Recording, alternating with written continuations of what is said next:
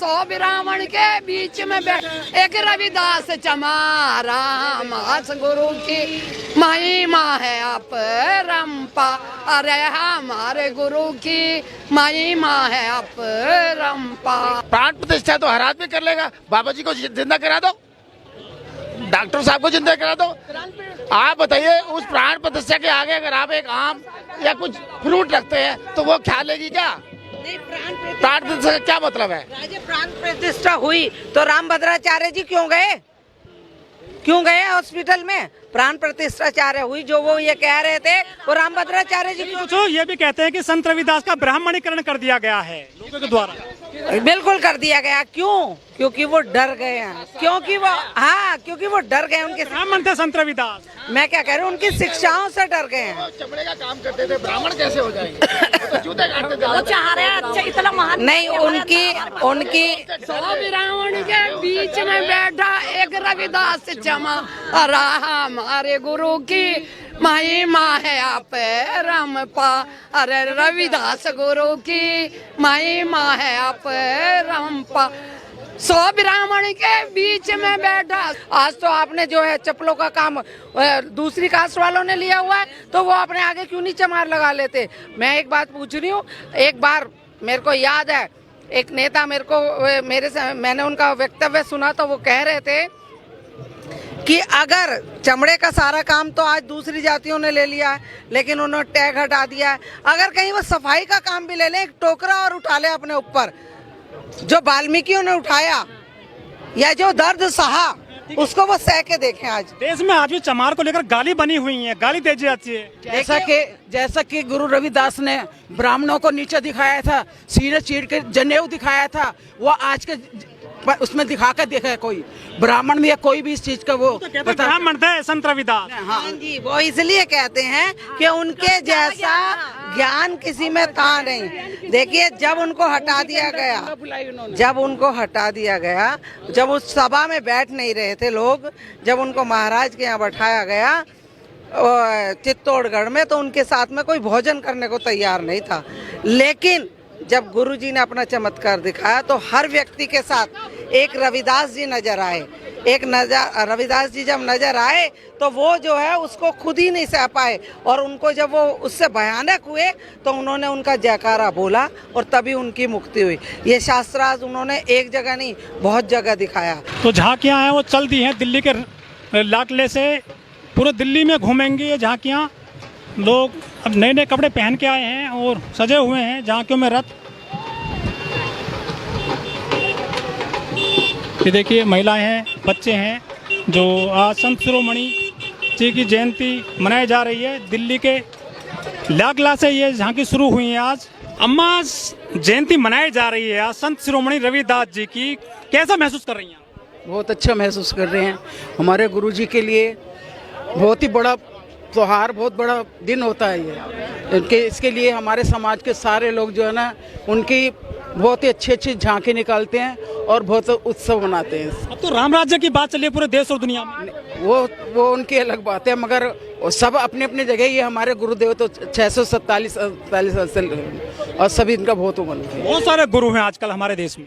ये हमारे पूर्वज गुरु हैं, हमारे पुराने गुरु हैं। एक कथावाचक ने कहा था कि जो चाम को बजे वो चमार, जो राम को ना बजे वो चमार, और चमार जाति से आते हैं। कोई लोग कैसे भी समझे, हमें उससे कोई मतलब नहीं। हम तो अपने गुरु से रखते हैं शुरू से ही। हमारे पूर्वज भी और हम भी और बाबा साहब भी सब इनका बहुत महत्व मानते हैं। हमारे गुरु रविदास जी तो ऐसे थे जिन्होंने भगवान से भी मिला दिया। सबसे ऊंचे गुरु, इनमें के बराबर कोई गुरु नहीं। अगर ये मोदी जी 25 फुट ऊंची प्रतिमा गुरुजी की लगा रहे हैं, तो आज ये बताएं तुगलकाबाद में उस मंदिर को, जो कि वो गुरु रविदास जी का ही था, क्यों तोड़ा गया? कौन सी उसमें वो थी? ये जो सरकार जो आई हुई है ना, ये हमेशा अपनी अपनी कर रही है। वो एससीओ को आगे बढ़ने की वो नहीं दे रही, हमारे गुरु महाराज को भी नहीं आगे बढ़ने के लिए वो कर रही। राम की बात करिए। देखिए मोदी जी ने गुरु जी ने राम से मिलाया। अगर हम गुरु जी को नहीं भजेंगे तो हमें राम नहीं मिलेंगे। सबसे पहले हम गुरु जी को भजेंगे, फिर हमें राम मिलेंगे। अच्छा, प्राण प्रतिष्ठा हो सकती है क्या पत्थरों में? पत्थरों में कोई बिल्कुल नहीं हो सकती। कर्म पे। अपने अपने कर्म करो, जब कर्म से वो होती है। देखिए मोदी जी ने एक शब्द बोला था, जात जात में जात है जो केलन में पात। जातिवाद तो बढ़ता ही जा रहा है। वही बता रही हूँ, जात जात में जात है जो केलन में पात, मानुषता न जुड़ सके जब तक जात न जात। तो जब वो कहने को तो ऐसा है, लेकिन उन्हीं के ये बात कहते हैं, उनके विधायक, उनके सांसद के हमारे चमार पैर पड़े, शूद्र जाति हमारे पैर धोए तब होगा। गुरु ये कहते हैं कि हमारे चरणों को धो के पीना चाहिए।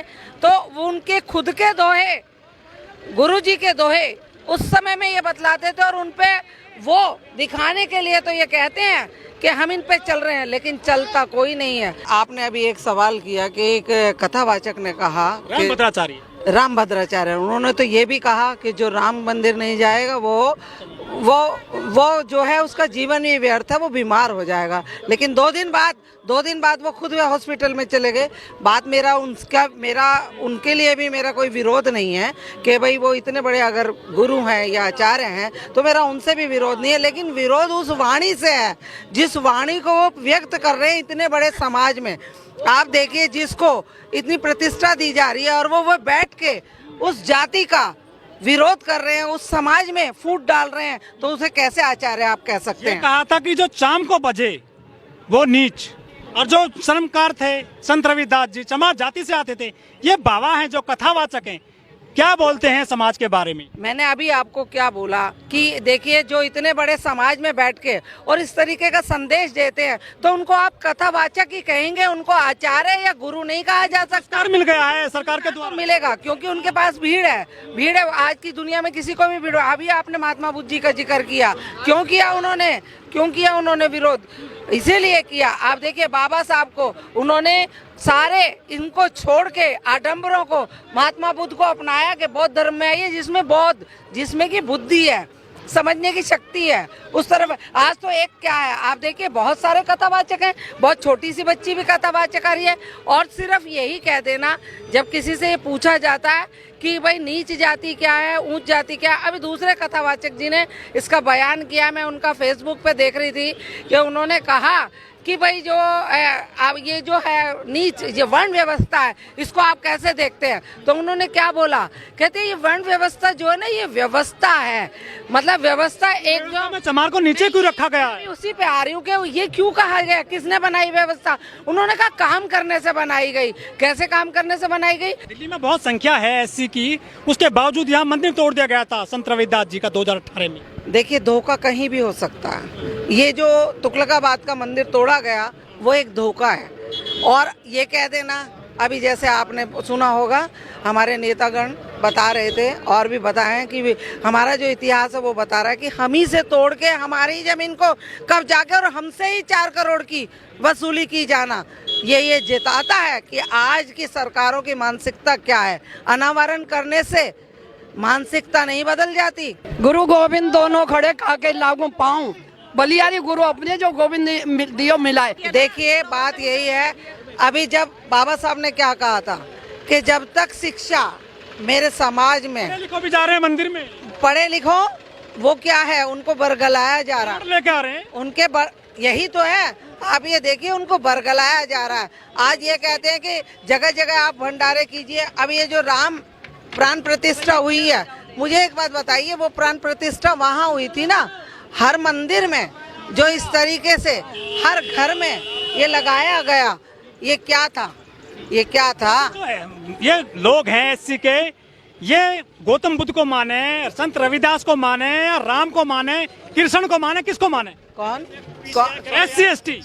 देखिए, मेरे हिसाब से तो उनको किसी को भी ना मान के अपने आत्म मनन करके गुरुजी की शिक्षाओं को मानना चाहिए। बाबा साहब के मार्गदर्शन को लेकर इन्हीं 2 आदमियों की, आप देखिए गुरु नानक जी की शिक्षा भी यही कहती हैं, गुरुद्वारों में गुरुवाणी का बर्दाश्त होता है, तो वो यही कहते हैं कि गुरुजी की शिक्षा और बाबा साहब का मार्गदर्शन, इन 2 चीजों को लेकर आप आगे बढ़ें तो अपने आप ये अज्ञानता का जो हमारे अंदर अंधेरा है, उससे अपने आप ज्ञान का दीप जल जाएगा। ये ब्राह्मण ये कहते हैं कि जो पढ़ा लिखा है वो भी शूद्र है, अगर शूद्र है तो वो हमारे पैर छुएगा। एक ब्राह्मण जो बिल्कुल अनपढ़ है, गधा है, शराबी है, वो पूजनीय है हमारे लिए। मुंह से पैदा हुए हैं। हाँ, वो कहते पूजनीय है, वो पूजनीय है। जिनको कोई अकल नहीं हुई, भगवान को सिर्फ 2 आदमी ने देखा है। एक तो अछूत हैं, हम अछूत तो आप हैं, शूद्र भी नहीं है। शूद्र भी नहीं है, हम तो कुछ भी नहीं है, लेकिन इसको भगवान को सिर्फ 2 आदमियों ने देखा है। एक है गुरु रविदास जी, जिन्होंने गंगा को बुलाया था, और एक है रामकृष्ण परमहंस। बाकी आज तक किसी ने नहीं देखी। रही बात प्राण प्रत्यक्ष रही। कुछ लोग कहते हैं कि आप चमार बोले कोई दिक्कत नहीं, यदि कोई अपर कास्ट का आदमी बोल देता है आप उन पे SC एक्ट लगवा देते हो। जब एक जाति सूचक शब्द आपने खुद ही उसका ये कहा कि ये शब्द बोला जाएगा संविधान के अकॉर्डिंग, ये गलत है। जब संविधान के अकॉर्डिंग गलत है तो आप शोषण होता है इस वर्ड से। मैं कहती हूँ आप उसको कीजिए ना, हमें जाति कहिए कि हम चमार हैं, लेकिन हमें गाली मत दीजिए। वो हमें गाली देते हैं कि ये है चूड़ा चमार। घोड़े पर चढ़ने पे पिटाई होती है। आप देखिए, दलित को अगर आप कहते हैं घोड़े पर चढ़ के बारात नहीं जा सकती, उनके सामने से चप्पल जूते पहन कर नहीं जा सकते, तो आपकी सोच ही गलत है। आपकी सोच ही मानविकता है कि जो जातिवाद कैसे कम होगा? जातिवाद ऐसे खत्म होगा, सबके सरनाम खत्म हो जाओ और शिक्षा कराओ। शिक्षा सबकी मैंडेटरी होनी चाहिए, और मैंडेटरी पढ़े लिखों से भी जातिवाद होता है। बिल्कुल होता है, क्योंकि वो समझ नहीं रहे हैं, किसी की हिम्मत नहीं उनके सामने बोलने की, क्योंकि वो उस तरीके से इस समाज का प्रतिनिधित्व करती हैं और उसी तरीके से वो जवाब देती हैं। उनका महिलाएं भी बहुत शोषित हैं दलितों की, तो आप तो खैर पढ़ी लिखी हैं, पहले वो समाज से लड़ेंगी, फिर वो अपने परिवार से भी लड़ती हैं। कितनी दिक्कत आती है आपको, मतलब इस कास्ट में होने के जरिए? ये देखिए, मैं आपको एक बात बता दूं। एक बार मैं एक शिक्षिका रही हूं, और जब मैं शिक्षिका एक स्कूल में मैंने अपना ज्वाइन किया, तो वहाँ पर सभी लोग ये पूछते थे, मैम आप किस कास्ट से हैं, यहाँ से आई हैं, क्या आप पंजाबी हैं, क्या आप ये हैं? तो मेरा कहने का, मैंने इमीडिएटली एक बात कहा कि मैं ऐसी समाज से हूँ और यहाँ रहती हूँ और ये मेरा नाम है। लेकिन ये एक पढ़ा लिखा समाज जब मुझे ये जानना चाहता है कि क्या ये SC कास्ट में भी किस कास्ट से है, और अगर इसका व्यक्तित्व ऐसा बोल रहा है, तो ये चमार नहीं हो सकती। तो ये सब चीज़ें सिर्फ शिक्षा से जाएंगी, और शिक्षा के द्वारा भी दिमाग में बैठ चुकी है ये बातें। दिमाग में इसलिए बैठ चुकी है क्योंकि हमारे बुजुर्गों को डराया जाता था। कितने पढ़े लिखे थे, उनसे जातिवाद हुआ, उनकी प्रतिमाएं तोड़ दी जाती हैं। उनकी प्रतिमाएं तोड़ दी जाती है, तो उसका जवाब भी वो उसी से वो नहीं डरते। और आज समाज बाबा साहब के लिए बिल्कुल मर मिटने के लिए तैयार है, गुरु रविदास जी के लिए मर मिटने के लिए तैयार है। तो इतना इजी नहीं है। आज बदौलत ही हमारा समाज इतनी तरक्की कर पाया। हमारे समाज के लोग डॉक्टर भी, वकील भी, इतने बड़े बड़े ऑफिसर बने सिर्फ बाबा साहब की वजह से और रविदास जी की वजह से। पढ़े लिखे लोग भी जा रहे हैं धर्म में, फंस रहे हैं। वो बिल्कुल फंस रहे हैं। क्यों फंस रहे हैं, मैंने क्या बताया, हमारे पास एक आर्थिक जो परेशानी रही, हम लोग जो सदियों से गुलाम रहे, जब हमारे खाने के लिए, आज भी आप गाँव में देखो, एक किसान काम तो कराता है उससे, मजदूर से, एक जिन्हें शूद्र कहता है उनसे काम कराता है।